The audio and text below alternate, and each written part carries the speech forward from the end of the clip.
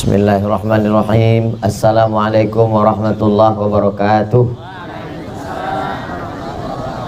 Alhamdulillah wassalatu wassalamu ala rasulillah Sayyidina wa maulana Muhammad ibni Abdillah wa ala alihi wa sahbihi wa man tabi'ahu wa mawalah.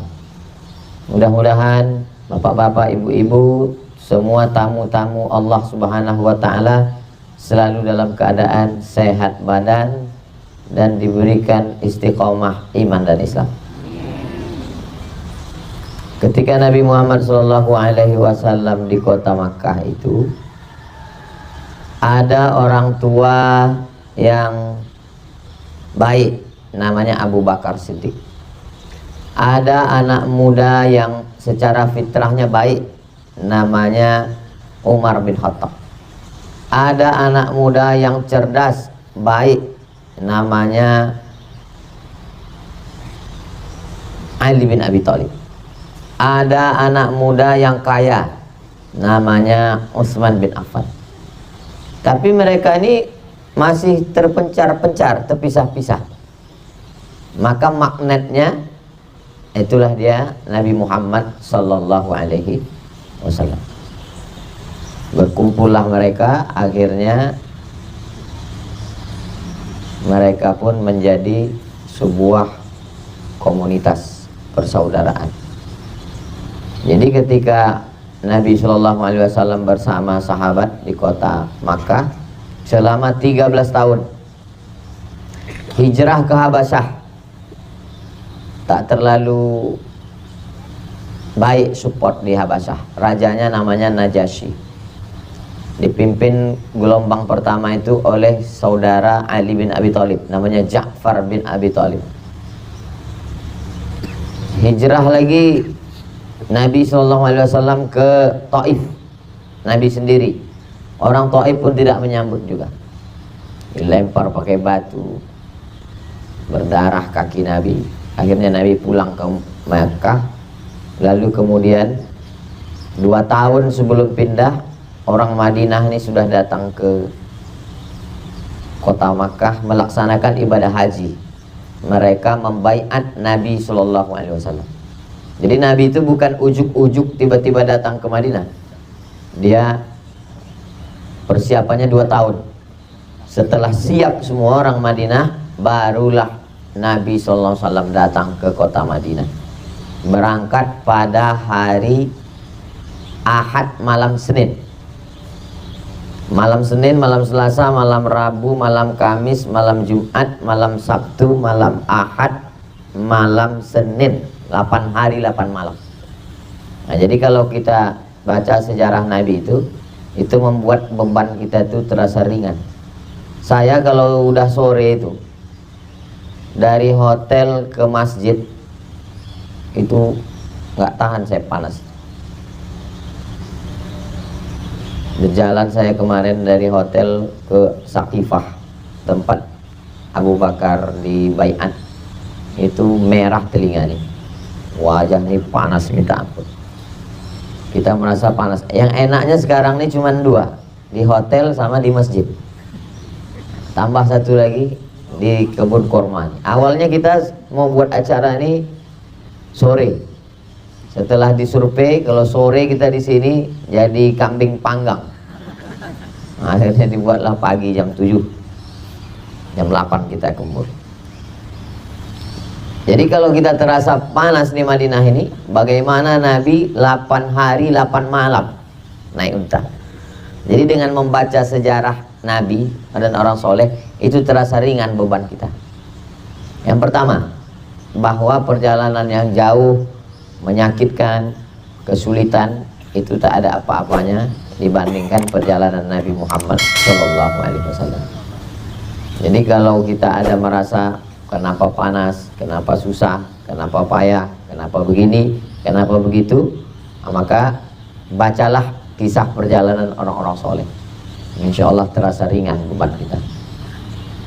Iyamsaskum qarhun, kalau kamu merasa dulu sekarang kamu sulit, faqad massal qauma qarhun mithluh, maka orang-orang sebelum kamu juga mengalami kesulitan yang luar biasa. Lalu kemudian sampailah Nabi hari Senin di tempat namanya Quba. Bapak Ibu udah ziarah ke Quba belum? Sudah.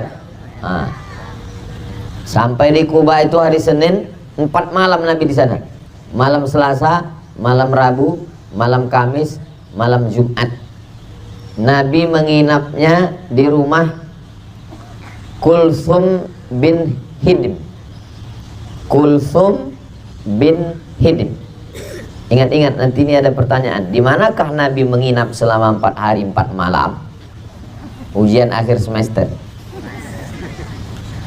Itu artinya setiap banyak orang jahat, pasti orang-orang baik.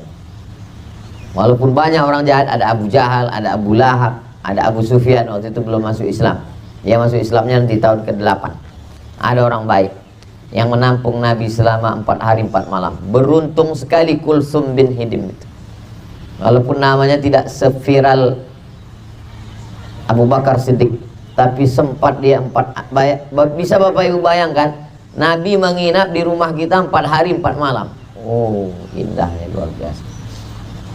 Jadi kalau ada di antara kita yang ngomong, saya ini Pak Ustadz nggak baik karena saya nggak hidup zaman Nabi. Kalau saya hidup zaman Nabi mungkin seminggu Nabi di rumah saya. Belum tentu juga.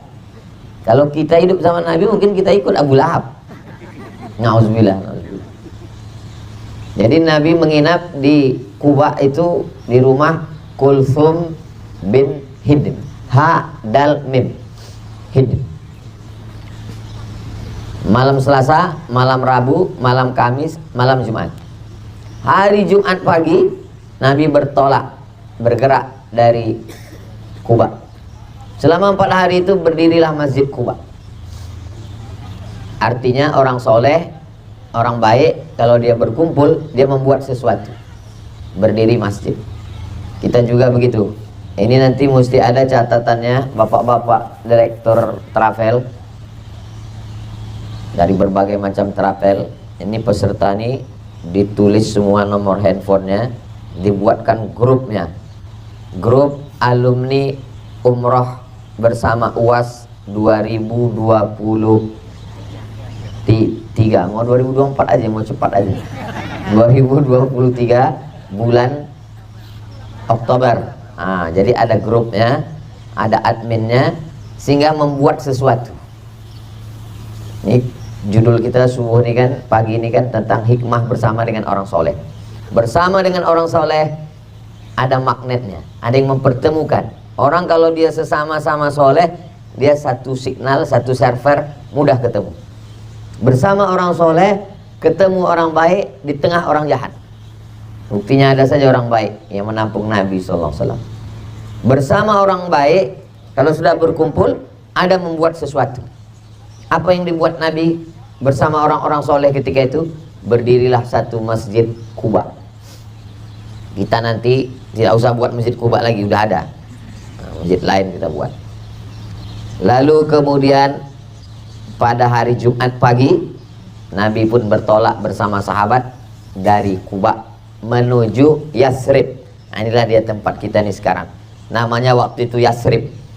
Yasrib tanah banyak kuman, banyak wabah, banyak penyakit, banyak binatang berbisa. Namanya saja sudah tak menarik. Kau mau kemana? Mau ke tempat yang banyak penyakit, banyak wabah, banyak kuman, banyak binatang berbisa. Bayangkan aja kita kalau kita tanya, kau mau kemana jalan-jalan? Mau jalan-jalan ke Wuhan. Langsung terbayang COVID. Nah begitulah nama Yasrib waktu itu. Namanya dirubah Nabi menjadi Al-Madinah Al-Munawwarah. Orang baik, kalau dia menjadi baik, ada perubahan. Makanya banyak kadang nama orang berubah. Nama setelah hijrah. Banyak nama. Nama antum siapa? Nama saya Abdul Somad. Dulu sebelum hijrah memang begitu dari saya lahir. Ada orang namanya setelah jadi ustadz lain. Pas ditengok KTP lain.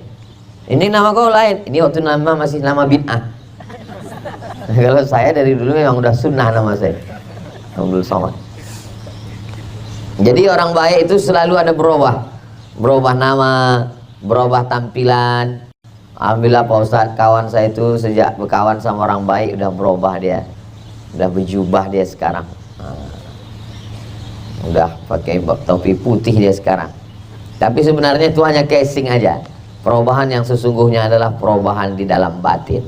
Yang sebelumnya menyembah pokok kayu, menyembah jabatan, menyembah harta, maka setelah itu dia menyembah la ilaha illallah Muhammadur Rasulullah sallallahu alaihi wasallam. Mudah-mudahan kita yang belum berubah setelah balik umroh ini berubah insyaallah. Saya Pak Ustadz, kawan saya itu orangnya ceria, tapi setelah balik umroh itu berubah, dia orangnya murung, suka bersedih. Kenapa? Banyak kali belanjanya Pak Ustadz. Nah, itu lain perubahannya. Kita mau berubah ini. Dulu sebelum umroh orangnya tak suka ke masjid. Setelah umroh, masya Allah ke masjid. Nah, itu yang mau kita mau. Dulu sebelum umroh orangnya bakhil, pelit. Setelah umroh orangnya jadi dermawan. Dulu sebelum umroh orangnya cakapnya kasar. Setelah umroh orangnya menjadi lembut, baik Pak Ustadz. Mudah-mudahan kita ada perubahan insya Allah. Lalu kemudian Nabi pun bertolak, berhenti dia. Masuk waktu sholat Jumat, berhenti dan sholat Jumat Nabi. Tanah tempat Nabi sujud waktu sholat Jumat itu, berdirilah masjid. Didirikan oleh Umar bin Abdul Aziz, khalifah yang adil dan amanah. Nama masjid itu Masjid Al-Jumu'ah. Dari Kuba ke Madinah sebelah kanan, Masjid Al-Jumu'ah. Lalu kemudian sampailah di Madinah, disambut mereka lah. Belum pernah kota Madinah dalam sejarahnya meriah semeriah menyambut Nabi Muhammad SAW. Semua mau ngajak mampir, ayo ke rumah saya. Yang satu mengatakan ayo ke rumah saya, yang satu mengatakan ayo ke rumah saya. Nabi kalau mampir ke rumah ini, nanti yang ini tersinggung. Lalu apa kata Nabi? Da'aha fa innaha ma'muratun.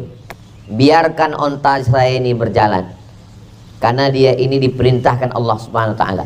Di mana nanti dia berhenti, di situ saya turun.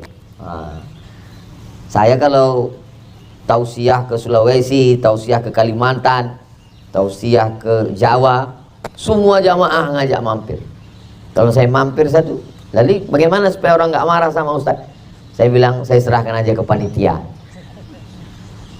Nabi SAW, dia bilang, dakha, biarkanlah unta ini nanti di mana berhenti. Berhentilah unta itu di rumah seorang, namanya Abu Ayyub Al-Ansari. Di rumah Abu Ayyub Al-Ansari itulah Nabi SAW tinggal selama 7 bulan. Lebih hebat daripada Kulsum. Lalu kemudian ada tanah. Tanah ini milik 2 orang anak yatim. Dibeli Nabi tanah itu. Dibeli Nabi tanah itu pakai duit Nabi. Diwakafkan Nabi. Itulah dia tapak Masjid Nabawi sekarang. Panjangnya dari kamar rumah Nabi ke mimbar 22 meter. Dari kamar Nabi ke mimbar 22 meter, ke belakang 15 meter. Disitulah didirikan Nabi Masjid Nabawi. Lantainya pasir, tiangnya batang korma. Nah, batang korma ini disusun. Lalu kemudian atapnya pelepah korma, daun-daun korma dianyam jadi atapnya. Dindingnya tanah liat yang tidak dibakar, karena sini jarang hujan. Tanah liat yang dijemur kering, disusun-susun. Panjang umur sehat badan, mudah-mudahan ada di antara kita nih yang membuat replika Masjid Nabawi itu nanti. 15 meter kali 20, 22 panjang, 15 ke belakang, batang kurma. Kalau payah nyari batang kurma, batang sawit aja dulu. Habis itu atapnya pelepah kurma, daunnya dianyam, lantainya pasir. Bentuknya hanya 4 persegi saja, 4 petak. Di samping itu kamar Nabi bersama Sayyidatuna Aisyah. Di depan rumah Aisyah itu rumah Umar bin Khattab. Jadi kompleknya begitu. Begitulah perumahan mereka di zaman itu. Ini rumah Nabi SAW. Di depannya arah ke kiblat itu rumah Umar bin Khattab. Di belakang arah ke belakangnya itu rumah Sayyidatuna Fatimah. Nah, jadi berurutan. Fatimah dengan Sayyidina Ali, Nabi dengan Sayyidatuna Aisyah, lalu kemudian rumah Umar bin Khattab. Dar Umar, Ali Umar, keluarga Umar. Salah satu rumah di situ adalah rumah Hafsah, istri Nabi Muhammad sallallahu alaihi wasallam. Disitulah mereka membina masyarakat yang baru. Selama 13 tahun Nabi Muhammad sallallahu alaihi wasallam berada di sana, berkumpul bersama orang-orang baik, lalu kemudian membuat sebuah peradaban yang baik. Akhirnya terwujudlah kota Al-Madinah Al-Munawwarah. Biasanya kita kalau ditanya orang, kamu mau kemana? Saya mau ke Bali. Kenapa kamu ke Bali? Pantainya bagus. Kamu mau kemana? Saya mau ke Kalimantan. Kenapa Kalimantan? Hutannya bagus. Kamu mau kemana? Saya mau ke Thailand. Kenapa ke Thailand? Hiburan maksiatnya bagus. Tak ada larangan, bebas-bebasnya. Kamu mau kemana? Saya mau ke Indonesia. Kenapa Indonesia? Orangnya bagus, ramah, senyum-senyum. Kamu mau kemana? Saya mau ke Amerika. Kenapa ke sana? Karena hiburannya bagus. Kalau 5 prinsip ini kita pakai kan ke kota Madinah. Hutan tak ada. Laut 400 km baru sampai ke Jeddah. Salju tak ada. Ramah, udah berapa kali kita kena usir. Kalau dibilang ramah, saya pun subuh tadi kena halau dari Raudhah. Jadi apalah yang kita cari kemari? Cuacanya dinginnya menggigil minta ampun. Sekali panas telinga kita merah, panas minta ampun. Jadi apalah yang membuat kita datang ke sini? Cuma satu, Nabi Muhammad sallallahu alaihi wasallam. Seandainya Nabi itu lahir hari Jumat, orang akan bilang hari Jumat dan Nabi Muhammad. Seandainya Nabi lahir pada bulan Ramadan, orang akan bilang bulan Ramadan dan Nabi Muhammad. Dipilih Allah Nabi lahir bukan pada hari Jumat, tapi pada hari Senin.